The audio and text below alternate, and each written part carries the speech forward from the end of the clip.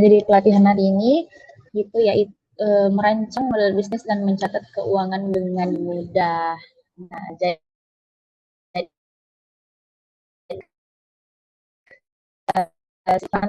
teman pemateri kita ini internship Rumah BUMN dari divisi digital marketing yang dimana mereka berasal dari divisi yang memiliki program paling unggul yang ada di Rumah BUMN Makassar. Nah, menarik sekali ya teman-teman. Jadi saya harap teman-teman semua bisa menyimak ya dengan baik materi yang akan dipaparkan oleh kedua pemateri kita. Nah, sebelum itu saya perkenalkan ulang ya, saya Aziza yang akan memandu berjalannya pelatihan pada hari ini. Dan sebelum saya mulai juga, saya akan menyampaikan beberapa peraturan yang ada pada pelatihan hari ini. Itu yang pertama adalah aktif dalam sesi diskusi tanya jawab. Yang kedua, wajib mengikuti sesi pelatihan di awal hingga selesai. Yang ketiga, dilarang untuk melakukan langsung. Dan yang terakhir, mohon untuk menjaga ketertiban dan kenyamanan.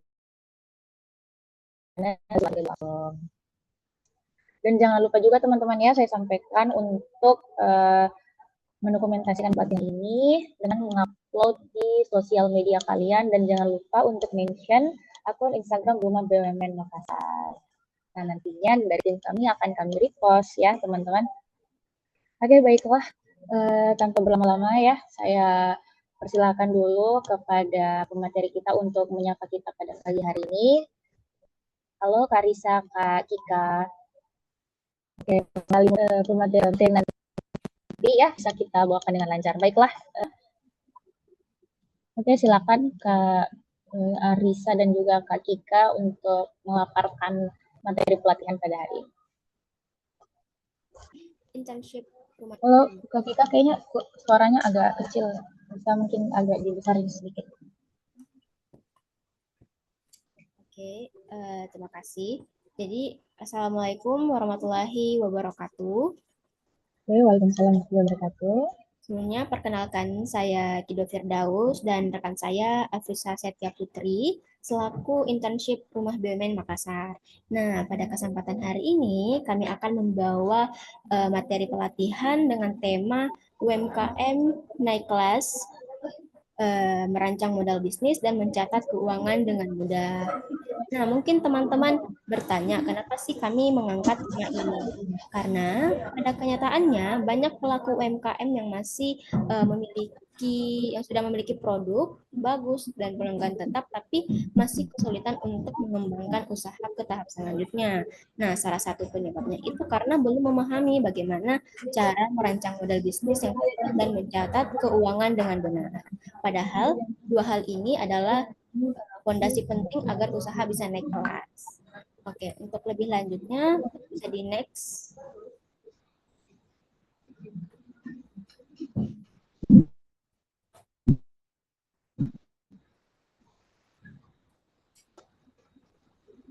Oke, untuk materi pertama, saya akan serahkan ke teman saya Afrisa Setia Putri. Jadi Afrisa saya persilahkan.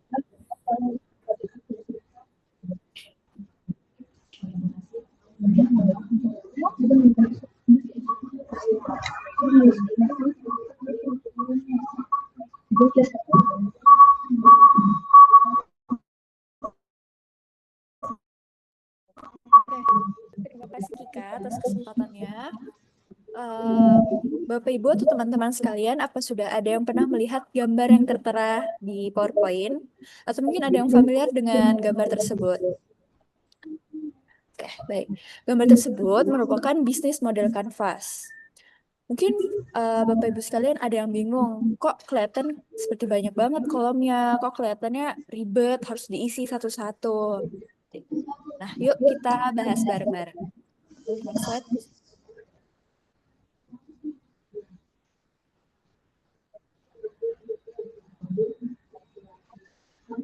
Apa sih bisnis model kanvas itu?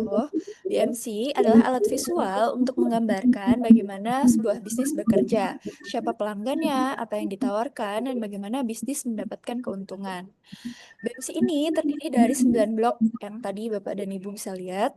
dan mereka itu saling terhubung. Jadi BMC ini ngebantu kamu memahami bisnis secara menyeluruh hanya dalam satu lembar kertas. Nah, BMC ini juga membantu pelaku usaha untuk pertama, menemukan kelebihan dan kekurangan model bisnisnya. Kedua, merencanakan langkah pengembangan usaha dengan lebih terarah. Nah, BMC ini tuh ibarat kayak peta jalan bisnis kita. Dengan satu lembar ini, kita bisa melihat gimana semua bagian usaha itu saling terhubung. Seperti itu. Nah, setelah tahu apa sih BMC itu, Bapak dan Ibu sekalian pasti merasa, kenapa sih harus buat BMC? Kenapa sih dia penting? Emang nggak bisa ya nyatet biasa aja di kertas? Nah, yuk kita bahas lebih dalam kenapa BMC ini penting untuk pelaku bisnis. Boleh next slide?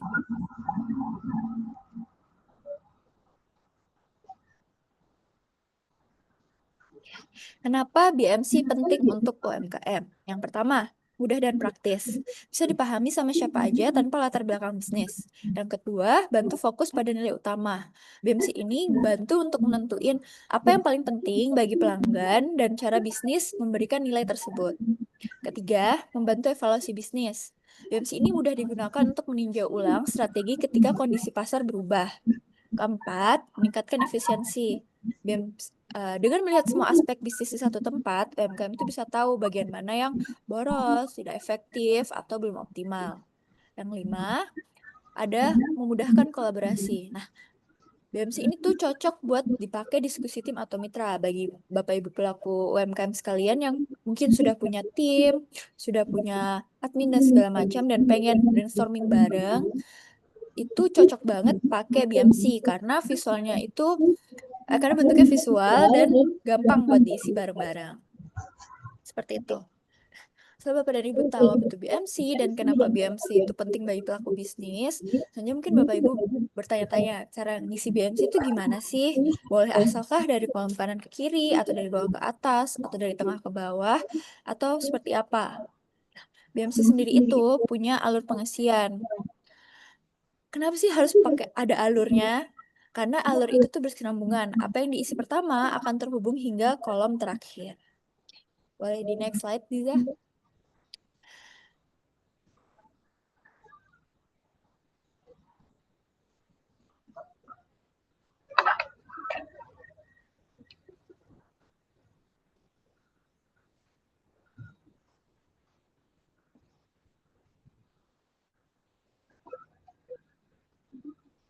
Oke, selanjutnya alur pengisian BMC. Pertama, itu bisa dilihat ada customer segment. Nah, customer segment itu bagian buat yang siapa sih yang mau beli produk kita.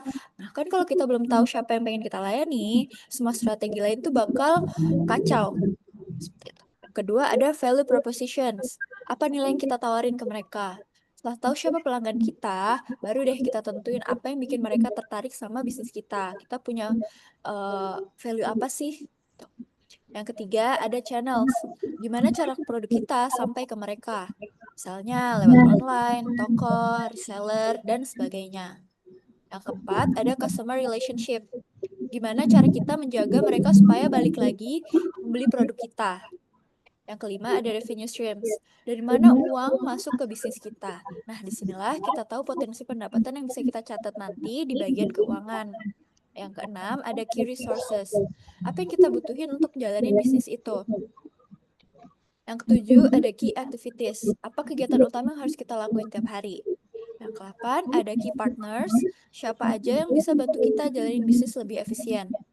Dan terakhir, ada cost structure. Baru deh, di sini kita lihat berapa biaya yang keluar dari semua kegiatan tadi. Seperti itu. Nah, kita ini udah bahas soal urutannya. Sekarang kita bahas satu persatu, kita breakdown setiap komponen tadi biar lebih jelas. Boleh next slide.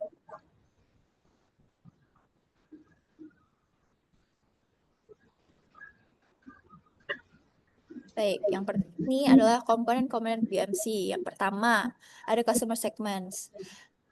Customer segment adalah pelanggan yang menjadi target utama bisnis kita, siapa yang akan membeli produk atau jasa kita. Jadi di sini tuh kita nentuin siapa yang jadi pembeli utama kita. Misalnya kalau usaha kita jus sehat, maka segmen pelanggan kita tuh bisa dari orang-orang yang peduli dengan gaya hidup sehat, seperti pertama, pekerja kantoran yang pengen hidup sehat.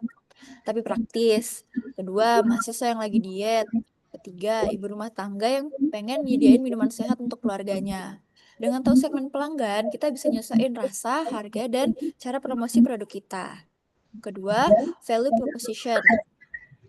Nilai atau manfaat utama yang ngebuat pelanggan memilih produk kita dibanding yang lain. Nah, ini tuh bicara soal apa yang bikin produk kita tuh unik dan bernilai. Kalau kita jual jus sehat, misalnya, nilai yang kita tawarkan adalah pertama, tanpa bahan pengawet. Kedua, tanpa gula tambahan. Ketiga, dibuat dari buah segar tiap hari. Bisa juga kita tambahin keunggulan lain seperti kemasan ramah lingkungan atau informasi kalori di label. Jadi pelanggan tahu mereka tuh bukan cuma beli jus, tapi juga beli gaya hidup yang sehat. Yang ketiga, ada channels. Cara bisnis nyampein produk dan pesan ke pelanggan. Setelah tahu produk dan siapa pembelinya, kita tuh perlu tahu gimana cara mereka bisa dapetin produk kita. Untuk jus sehat, channelnya tuh bisa ngelawin. Sama, jual langsung di booth atau kafe. Kedua, pesanan lewat ojek online. Ketiga, promosi lewat Instagram dan WhatsApp. Keempat, kerjasama dengan gym atau coworking space. Intinya tuh produk kita harus mudah dijangkau pelanggan di tempat dan platform yang mereka gunain. Boleh next slide?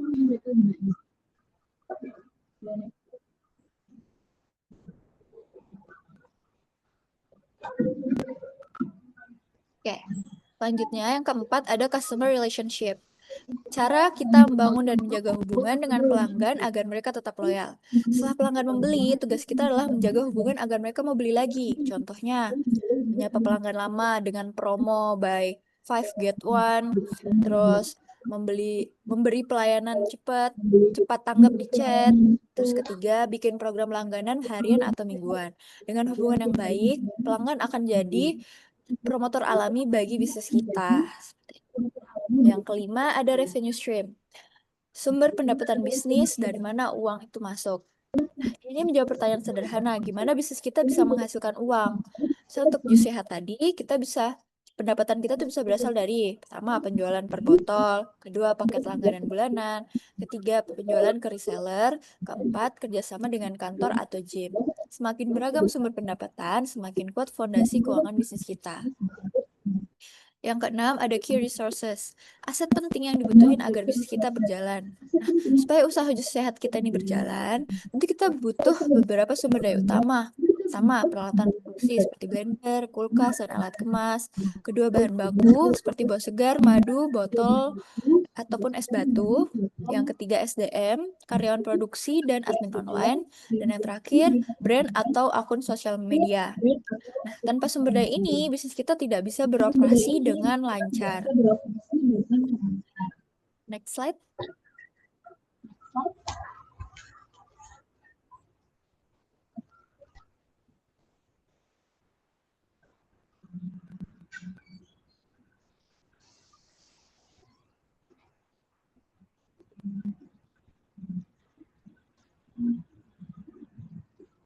Next slide, nih.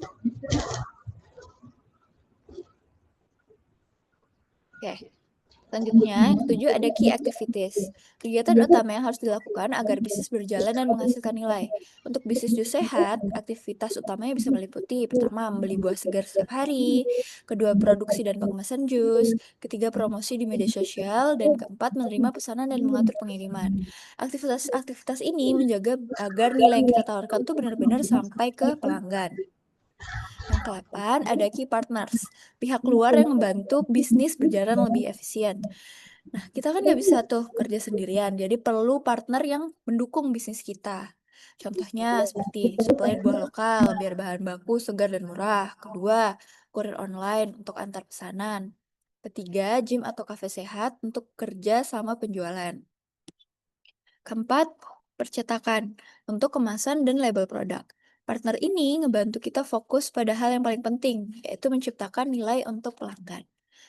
Komponen yang terakhir ada cost structure, seluruh biaya yang dikeluarkan untuk menjalankan bisnis. Terakhir nih, kita harus tahu biaya apa saja yang keluar agar kita bisa ngatur keuangan dengan baik. Untuk jus sehat, biayanya bisa pertama bahan baku untuk buah, madu, dan botol, kedua gaji karyawan, ketiga listrik dan sewa tempat, Keempat, biaya promosi dan pengiriman. Dengan tahu semua biaya, kita tuh bisa nentuin harga jual yang pas dan memastikan bisnis tetap untung.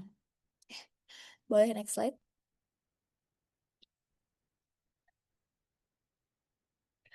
Nah, teman-teman, ini adalah contoh pengisian BMC yang udah jadi. Jadi semua yang tadi kita bahas bisa digambarkan sederhana lewat satu lembar seperti ini. Dari sini kita bisa lihat bisnis kita secara lebih jelas, siapa pelanggan kita, apa nilai jualnya, dan gimana cara kita menghasilkan uang. Setelah kita punya gambaran jelas tentang model bisnisnya, langkah selanjutnya adalah mencatat keuangan sederhana, supaya kita tahu apakah ide bisnis yang kita betuh benar-benar menguntungkan atau belum. Kita dipersilahkan. Oke, terima kasih. Nah, tadi kita sudah sama-sama belajar dari Afisa tentang bagaimana menyusun bisnis modal kanvas, yaitu merancang bisnis agar lebih terarah dan tahu siapa pelanggan kita, apa yang kita tawarkan, dan bagaimana cara mendapat keuntungan. Nah, sekarang kita akan lanjut bagian yang gak kalah penting, yaitu mencatat keuangan yang lebih mudah. Kenapa pencatatan keuangan itu penting? Karena rencana bisnis yang bagus tidak akan berguna kalau kita tidak tahu bagaimana kondisi keuangan usaha kita. Kalau BMC itu ibarat peta bisnis, maka pencatatan keuangan itu adalah kompas yang menunjukkan apakah kita sedang berada di jalur yang benar. Tanpa pencatatan, kita tidak tahu apa bisnis kita itu sedang rugi ataupun untung. Seperti yang kita lihat di sini, BMC itu adalah rencana bisnis, pencatatan keuangan itu adalah bukti nyata apakah rencana kita itu berhasil. Oke, boleh dilanjut. Next.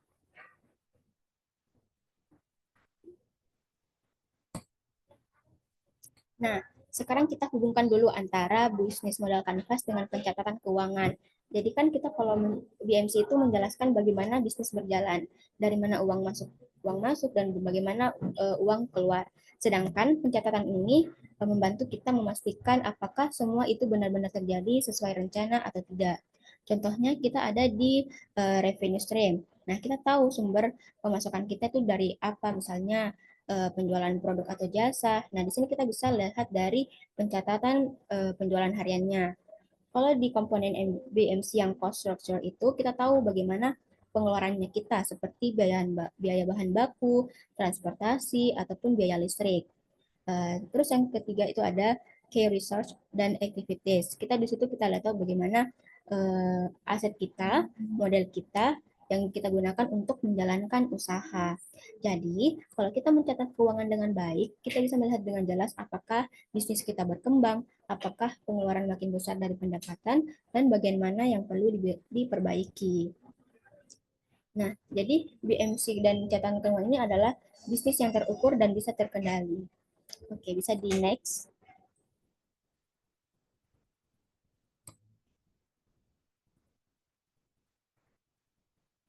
Nah, selanjutnya ada dua aturan sederhana tapi penting banget kita ketahui. Karena banyak banget UMKM sebenarnya punya produk yang bagus tapi akhirnya gagal bertahan karena keuangannya itu berantakan. Nah, aturan pertama itu pisahkan uang bisnis dan uang pribadi. Ini kesalahan yang paling sering terjadi karena kalau uang pribadi dan uang bisnis itu dicampur, kita tidak tahu apakah usaha kita ini sebenarnya untung atau rugi. Misalnya, hari ini jualan dapat 500.000, tapi langsung dipakai untuk kebutuhan rumah tangga. Tapi sebenarnya besok itu kita mau beli bahan baku. Jadi uangnya itu akan habis. Nah, jadi akhirnya bingung, ini uang hasil jualan kok nggak kelihatan gitu. Solusinya kita bisa gunakan rekening atau dompet khusus untuk usaha. Kalaupun mau ambil uang dari bisnis, itu kita bisa catat sebagai private atau pengambilan pribadi, bukan biaya usaha. Nah, di aturan kedua itu ada catat semua transaksi sekecil apapun itu. Nah, banyak yang berpikir, kalau beli plastik itu misalnya 2.000 itu nggak usah dicatat. Padahal kalau dikumpulkan pengeluaran kecil seperti itu bisa jadi besar di akhir bulan. Maka biasakan mencatat semua pemasukan dan pengeluaran sekecil apapun itu.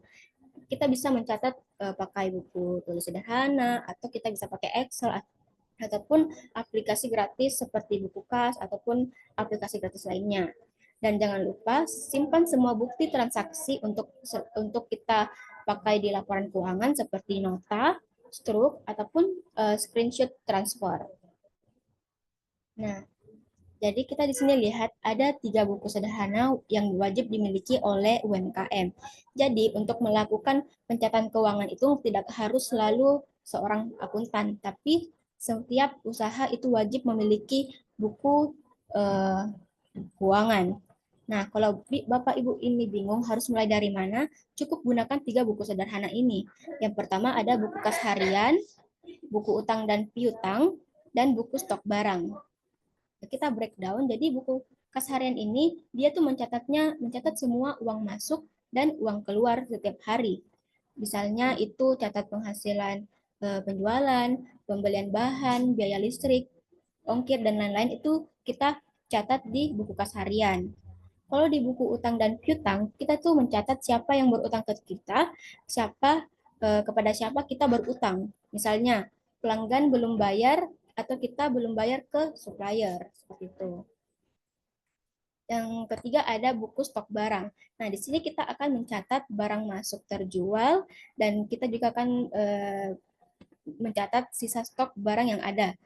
Misal ini usaha cocok untuk usaha toko kue, kafe ataupun makanan atau F&B gitu.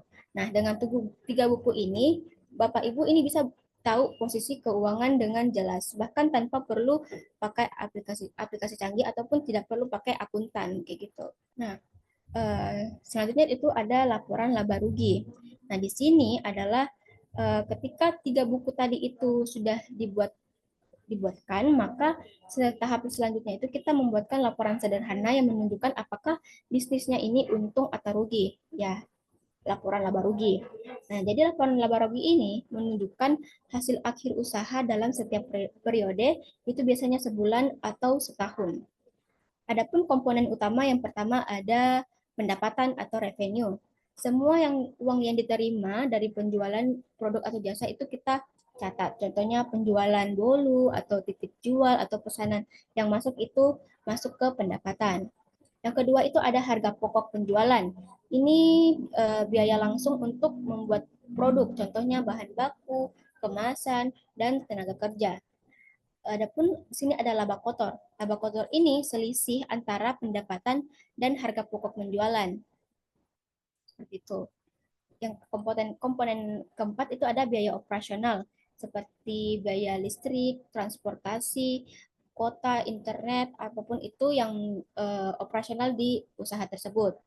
Nah, yang terakhir itu ada laba bersih, itu keuntungan akhir setelah semua biaya dibayar. Rumusnya itu ada laba kotor dikurangi biaya operasional. Boleh di next. Nah, mungkin Bapak Ibu bingung penjelasan saya tadi, kita masuk ke contoh kasus biar bisa lebih dimengerti dan bisa dipahami. Nah, sekarang kita lihat di sini ada UMKM yang namanya Dapur Ibu Siti. Nah, beliau punya usaha rumahan yang menjual kue dan roti. Nah, UMKM-nya ini penjualannya tuh ramai, tapi si Ibu Siti ini bingung kok omsetnya naik tapi uangnya selalu habis. Nah, setelah dicek, ternyata Ibu Siti ini tidak memisahkan uang pribadi dan uang usahanya dan tidak pernah mencatat transaksi kecil. Akhirnya, Ibu Siti ini menerapkan 2 aturan emas tadi yang saya bahas sebelumnya dan menggunakan 3 buku sederhana. Boleh di next. Di sini kita akan jelaskan lebih lanjut tentang 3 buku sederhana tadi dan laporan laba rugi. Yang pertama di sini ada buku kas harian. Jadi Ibu Siti ini sudah mengerti bagaimana pencatatan keuangan yang benar dan baik. Jadi Ibu Siti mencatat semua di buku kas hariannya seperti di tanggal 1 Oktober itu ada di modal awal. Nah, modal awal ini kan dia masuk uangnya ke usaha kita seharga 2 juta. Jadi saldonya itu ada 2 juta. Karena uangnya masuk, dia masuk ke debit seperti itu. Nah, di tanggal 2 Oktober itu ada keterangan lagi, ada penjualan masuk nih seharga 250.000. Maka modal awal dan penjualan bolu itu akan bertambah jadi 2.250.000. Nah, di tanggal 3 Oktober itu si Bu Siti ini membeli tepung dan telur. Otomatis kan uangnya itu dia keluar. Maka saldonya pun dia akan ikut berkurang. Jadi sebanyak 2.150.000. Nah, dari buku kas ini, Ibu Siti tahu berapa uang tunai yang masih ada, kemana uangnya digunakan, dan apakah usahanya ini menghasilkan keuntungan atau justru banyak pengeluaran seperti itu. Boleh dilanjut di next. Yang kedua ada buku utang dan piutang. Di sini ada dua transaksi yang terjadi. Yang pertama ada toko melati. Nah, toko melati ini dia piutang, artinya toko melati ini belum bayar, jadi ini uang yang akan masuk. Keterangannya di situ, titip jual 10 bolu seharga 250 dan toko melati ini mendapatkan jatuh tempo di tanggal 10 Oktober. Jadi artinya toko melati ini belum bayar. Jadi ini uang yang akan masuk ke di piutangnya Bu Siti. Di transaksi kedua ada supplier bahan. Nah, di sini keterangannya tepung 5 kg sejumlah 100.000. Jatuh tempo di 5 Oktober. Artinya, supplier bahan ini dia mempunyai utang ke Ibu Siti. Yang artinya Ibu Siti sudah menerima barang tapi si supplier bahannya ini belum bayar. Jadi ini kewajiban yang harus dilunasi. Dengan begitu, Ibu Siti tahu mana yang harus ditagih, mana yang harus dibayar. Seperti itu. Boleh di next. Oke, yang ke buku ketiga itu ada buku stok barang.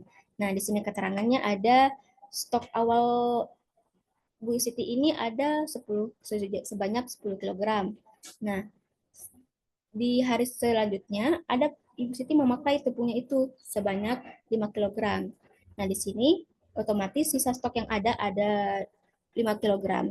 Jadi buku stok ini membantu Ibu Siti kapan bahan bakunya itu mulai menipis sehingga bisa restock tepat waktu dan tidak kehabisan bahan saat pesanan ramai. Jadi tiga buku sederhana ini betul-betul membantu Ibu Siti mencatat semua keuangan di usahanya seperti itu. Boleh di next. Nah, setelah Ibu Siti membuat dari buku kas harian, mencatat utang dan piutang, dan buku stok barang, selanjutnya Bu Siti itu membuat laporan laba rugi. Nah, seperti yang saya jelaskan bahwa laporan laba rugi ini menunjukkan hasil akhir usaha dalam satu periode. Kita lihat di sini ada di komponennya ada pendapatannya seharga sebanyak 5 juta. Pendapatan ini kita lihat dari tadi dari pencatatan kas hariannya, dari utang piutangnya kita catat di pendapatan. Nah, di komponen kedua itu ada harga pokok penjualan seperti bahan, kemasan, tenaga. Nah, itu dia sebanyak 3 juta. Jadi laba kotornya pendapatan dikurangi harga pokok penjualan seharga 2 juta. Nah, adapun biaya operasionalnya itu dia sebanyak 800.000. Jadi semua biaya operasional akan dicatat ke laba rugi untuk mengetahui apakah keuangannya ini bisa untung ataupun rugi. Nah, di sini biaya operasionalnya itu 800.000. Jadi laba bersihnya kita menambahkan laba kotor dan biaya operasional sebanyak dia dikurangi sebanyak 1.200.000 seperti itu. Nah, dari laporan ini Ibu Siti tuh tahu bahwa bisnisnya ini untung tapi biaya bahan bakunya ini masih tinggi. Maka ia menegosiasikan harga bahan baku ke supplier supaya lebih hemat di bulan berikutnya. Boleh di next. Nah, itulah tadi pembahasan kita dan bisa saya simpulkan dengan 3 buku sederhana dan laporan laba rugi ini, Ibu Siti berhasil mengontrol arus kas, dan mengetahui siapa yang berutang, siapa yang harus dibayar, dan mengelola stok bahan dengan efisien, mengukur keuntungan secara jelas. Nah, inilah dasar pencatatan keuangan sederhana yang bisa diterapkan oleh semua pelaku UMKM. Mudah, praktis, dan tanpa perlu aplikasi rumit. Itu dari saya. Boleh di next. Nah, itulah tadi materi yang kami sampaikan mengenai UMKM Nakelas, merancang model bisnis dan mencatat keuangan dengan mudah. Semoga penjelasan yang kami berikan bisa bermanfaat dan bisa diterapkan dalam usaha teman-teman semua agar bisnisnya semakin teratur, berkembang, dan siap naik kelas. Mungkin itu saja dari saya, moderator. saya serahkan kembali ke moderator. Terima kasih. Wow, terima kasih atas materinya Kak Risa dan juga Kak Tika. Sungguh luar biasa bermanfaat ya atas materi tadi yang dibawakan. Nah, ini ternyata ada peserta kita yang sangat semangat sekali. Saya belum buka sesi pertanyaan, tapi dia sudah bertanya. Nah, oke, jadi saatnya kita memasuki sesi tanya jawab. Saya mempersilakan kepada tiga peserta atau tiga penanya untuk mungkin bisa mendiskusikan atau menanggapi materi dari materi yang telah dibawakan, materi pelatihan yang dibawakan oleh Karisa dan Kak Kika tadi. Nah, ini udah ada ya peserta penanya pertama nih. Pertanyaannya ini dari Kak Bibi. Izin bertanya kakak-kakak cantik, mau bertanya untuk pencatatan alur kas, apakah ada rekomendasi aplikasi atau web yang praktis yang mungkin bisa digunakan? Nah, pertanyaannya lumayan bagus. Silahkan untuk Kak Kika dan Karisa dijawab dulu. Oke, untuk rekomendasi aplikasi atau web praktis untuk mencatat keuangan itu bisa, yang saya ketahui ya, itu ada di webnya, ada buku warung. Nah, atau aplikasi buku warung. Jadi aplikasi ini ada tentang kas dan pembukuan yang populer di kalangan UMKM. Jadi dia fiturnya itu bisa mencatat pemasukan, pengeluaran, utang piutang atau laporan keuangan sederhana. Nah, ini relate banget yang tadi saya sampaikan di aplikasi buku warung. Di aplikasi kedua itu kita ada di akuntansiku.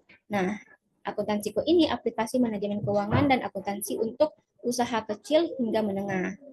Yang terakhir yang saya rekomendasikan ada buku kas. Nah, buku kas ini aplikasi untuk mencatat transaksi harian usaha dan ini juga mudah digunakan untuk pengguna baru. Itu sih rekomendasi dari saya. Oke, terima kasih jawabannya dan juga Kak.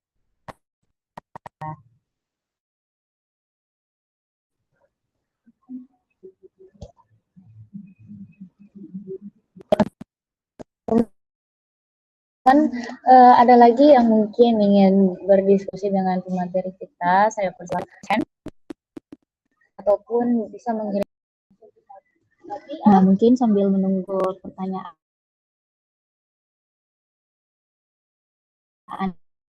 apa ya untuk mengambil dokumentasi pelatihan hari ini lah. Lalu information akun Instagram Rumah BUMN dari Makassar. Kemudian ya kita sudah ada pelatihan offline dan pelatihan bisnis offline dan hari pertama itu di hari Senin kita akan laksanakan di UC Universitas. Jangan lupa ya untuk teman-teman bisa daftar dan menghadirkan diri kalian masing-masing. Terima kasih. Wah, ini ada lagi pertanyaan dari Kak Ryan Amalika. Izin bertanya kakak-kakak pemateri, saya mempunyai sebuah usaha tapi masih termasuk usaha kecil ataupun perintis baru. Nah, apakah itu memerlukan BMC? Nah, pertanyaan yang sangat menarik, sangat bagus juga. Silakan dijawab ya untuk Karisa dan juga Kak Tika. Oke, izin menjawab ya. Nah, justru itu penting banget. Nah, banyak yang salah paham kalau BMC itu buat bisnis besar aja. Padahal usaha kecil malah paling butuh perencanaan yang jelas sejak awal. Nah, dengan BMC ini kita bisa paham arah usaha kita tuh mau kemana. Nah, selain itu BMC juga tuh ngebantu kita tahu pengeluaran terbesar kita tuh ada di mana, siapa pemasok utamanya, dan gimana cara kita menjangkau pelanggan. Jadi meskipun usahanya masih kecil, dengan BMC itu kita udah punya peta strategi yang jelas. Dan itu bikin bisnis lebih mudah berkembang serta siap bersaing. Kurang lebih seperti itu.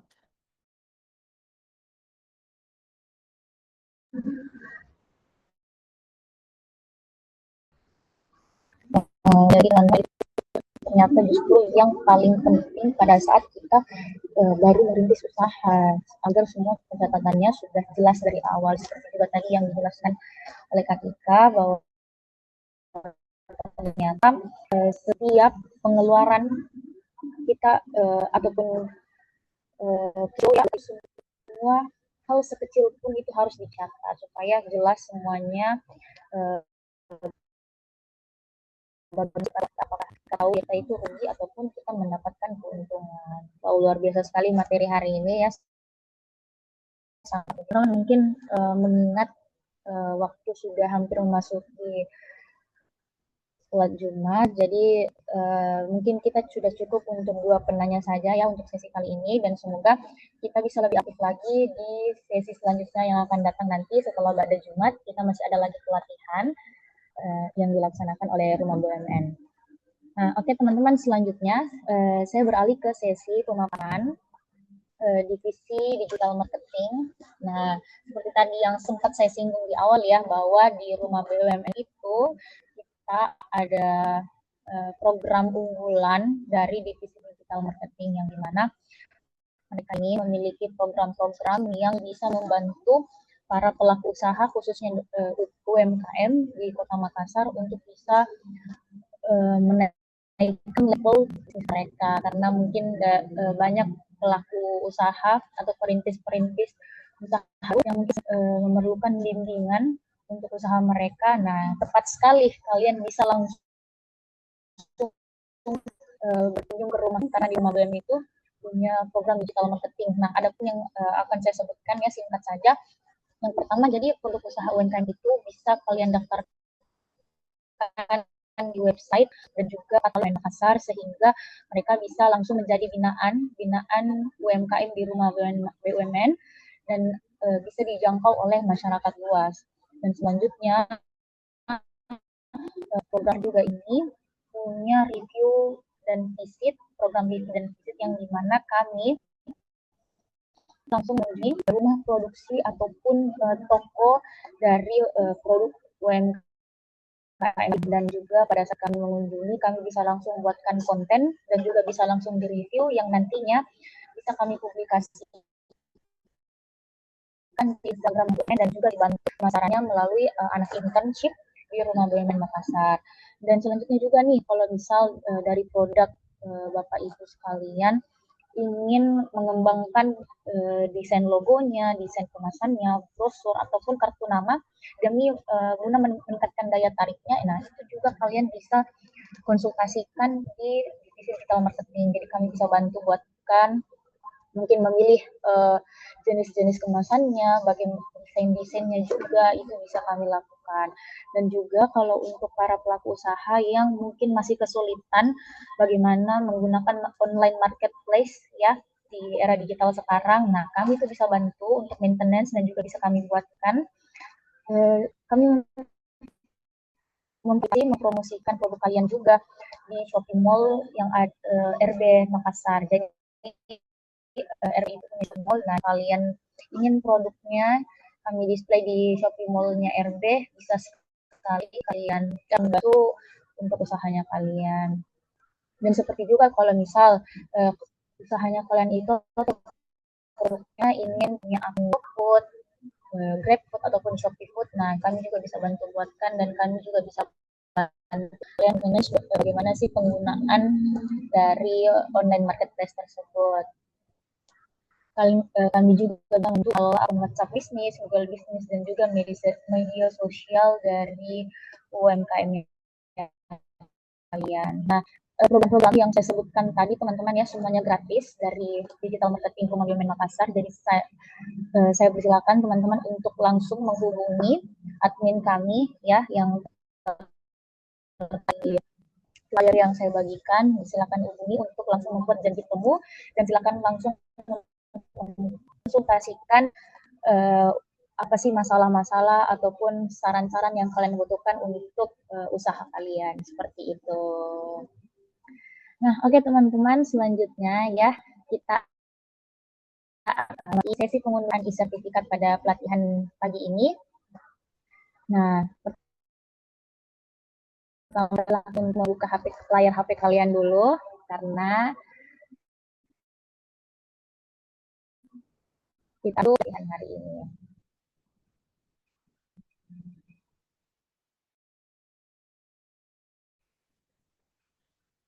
Nah, oke.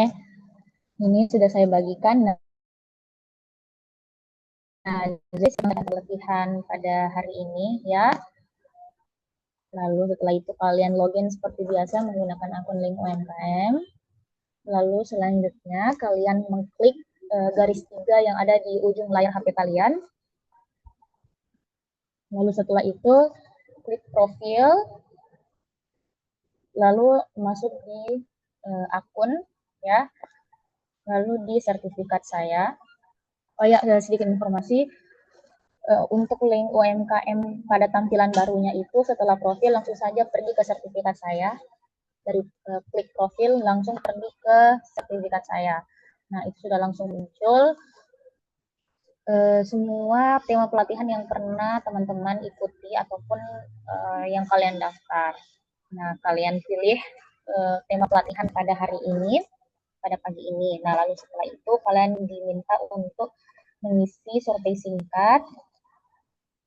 Nah, gunanya seberapa mudah dan seberapa Anda memahami materi pelatihan. Nah, redeem code pada linknya. Nah, redeem code untuk pelatihan hari ini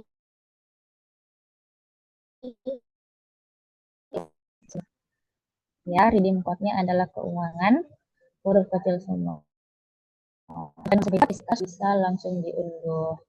Nah, oke teman-teman, akhirnya kita sudah berada di penghujung acara ya. Saya mengucapkan banyak terima kasih kepada narasumber kita Kak Kika dan juga Kak Risa atas materinya yang luar biasa ya, pada pagi hari ini, dan juga saya mengucapkan terima kasih kepada seluruh peserta pelatihan atas antusiasnya, partisipasinya, dan aktif diskusinya pada pelatihan hari ini. Luar biasa sekali. Semoga kita semua tetap semangat dan juga jangan lupa untuk ikut sesi pelatihan di sesi selanjutnya nanti pada Jumat ya, teman-teman.